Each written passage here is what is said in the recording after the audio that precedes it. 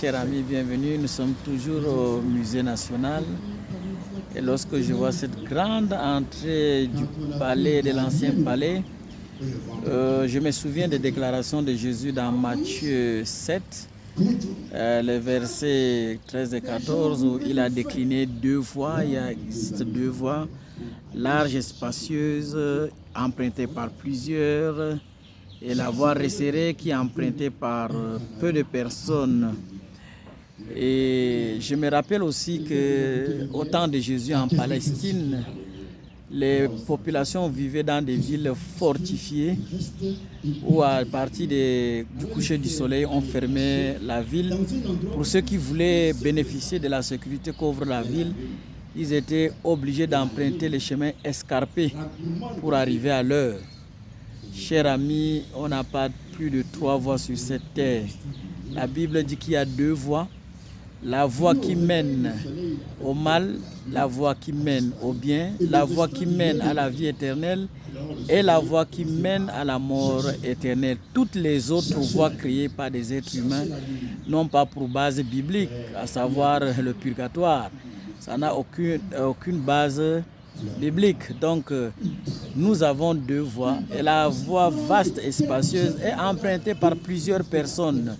Et sur cette voie, on trouve des chrétiens, des musulmans, toute autre personne qui se dit adorateur de Dieu, mais qui fait autre chose, qui marche selon le monde. Adorateur de Dieu qui a son petit Dieu à la maison. Adorateur de Dieu qui est dans des sectes pernicieuses. Adorateur de Dieu qui n'aime pas son prochain. Adorateur de Dieu mais qui tue. Adorateur de Dieu qui insulte. Adorateur de Dieu qui vole. Adorateur de Dieu qui pratique les opinions du monde. Large est cette voie, mais elle mène à la perdition. Et plusieurs empruntent cette voie-là. Il y a une autre voie que Jésus-Christ nous demande d'emprunter, la voie qui est étroite, escarpée, à la fin de laquelle on trouve la sécurité comme la population de la Palestine, à la fin de laquelle nous avons la vie éternelle.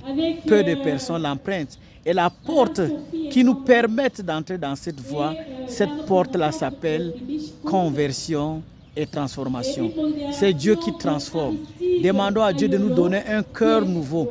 Convertissons-nous. Choisissons la voie qui semble difficile mais qui nous amène à la vie éternelle. En économie, on nous a enseigné que l'individu est rationnel, mais la foule n'est pas rationnelle. Qui suis-tu en réalité? Est-ce que tu suis Dieu vers ce chemin qui est escarpé, qui est étroit mais qui mène à la vie éternelle? Ou alors tu cherches ce libertinage où tout le monde est là-dedans, tout le monde fait semblant d'être là-dedans, mais en réalité, cette grande voie mène à la perdition.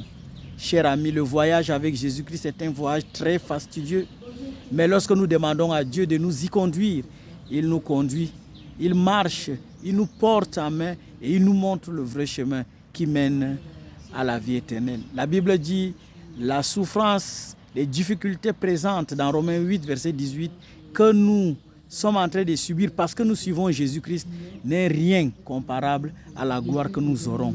Mieux souffrir avec Christ maintenant et hériter la vie éternelle que de vivre avec le monde, que de marcher selon le monde, de faire ce que le monde veut, de faire ce que mon cœur désire et à la fin recevoir la mort éternelle.